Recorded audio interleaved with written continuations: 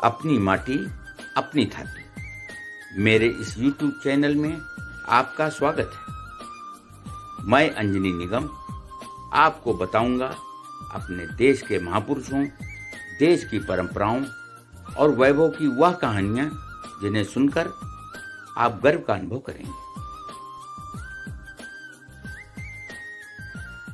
किसी भी नदी पर बांध बनाने के लिए हजारों बोरी सीमेंट, कंक्रीट, टनों सरिया, मानव श्रम और करोड़ों रुपए की जरूरत होती है। किंतु क्या आप संकीर्तन से बांध निर्माण की कल्पना कर सकते हैं? यह अकल्पनीय है, किंतु इसे सच कर दिखाया पंजाब में जन्मे एक संत हरि बाबा ने।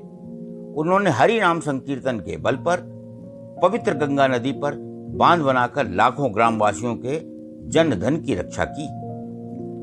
श्री हरि बाबा का जन्म पंजाब के होशियारपुर जिले में विक्रमी संवत 1941 में फाल्गुन मास के शुक्ल पक्ष में चतुर्दशी के दिन प्रताप सिंह जी के घर पर हुआ था। उनका बचपन का नाम दीवान सिंह था।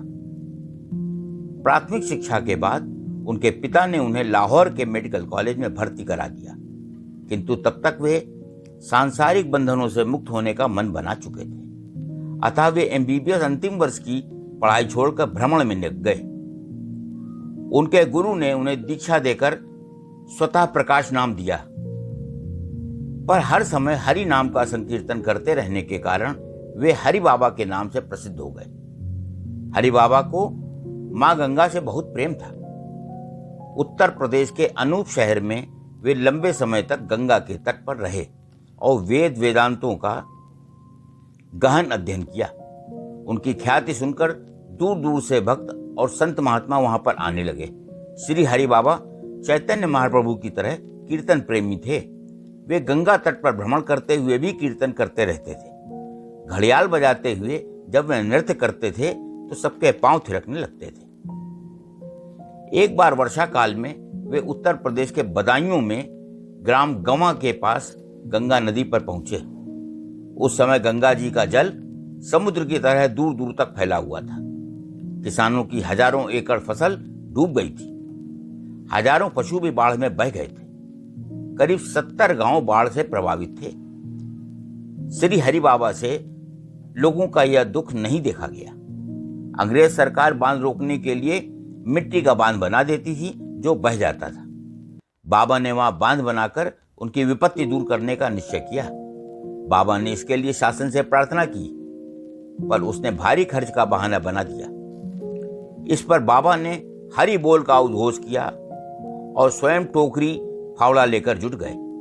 बाबा का हौसला देखकर गांव के हजारों नर नारी भी आ गए। बाबा हरि बोल कीर्तन से उन सबका उत्साह बढ़ाने लगे। बाबा बांध निर्माण की चर्चा दूर दूर तक फैल गई। बड़े बड़े सरकारी अधिकारी भी वहां आकर श्रमदान करने लगे। अगली वर्षा से पहले 35 मील लंबा बांध 1920 में 6 माह में बनकर तैयार हो गया। इस बांध की विशेषता थी कि इसमें निर्धन, धनवान, स्वस्थ, बीमार, दिव्यांग सबने अपना योगदान दिया था। धीरे धीरे बांध का नाम ही हरि बाबा बांध हो गया। बांध बनने पर बाबा ने वहां विशाल संकीर्तन भवन, मंदिर और साधु संतों के लिए कुटिया बनवाई। इससे वहां स्थायी रूप से धार्मिक आयोजन होने लगे। तब से आज तक वहां पर अखंड हरि कीर्तन होता चला आ रहा है। वर्तमान में यह क्षेत्र संभल जिले के गुन्नौर तहसील में आता है। बाबा जी की सब देव देवताओं में आस्था थी।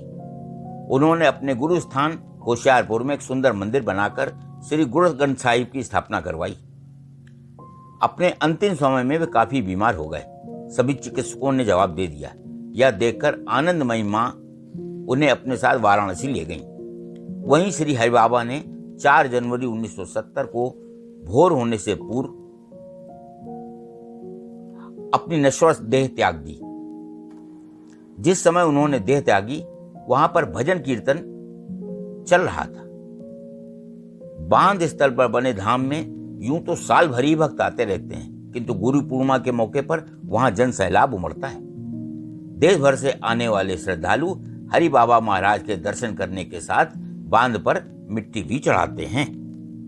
आज की कहानी में बस इतना ही। हम जल्द हाजिर होंगे एक नई गौरवशाली गाथा के साथ। जुड़े रहिए हमारे चैनल अपनी माटी अपनी छाती के साथ। और हाँ, यदि आपने हमारे चैनल को अभी तक सब्सक्राइब नहीं किया है तो जरूर कर दें, ताकि आपको मिलती रहे नित नई जानकारी।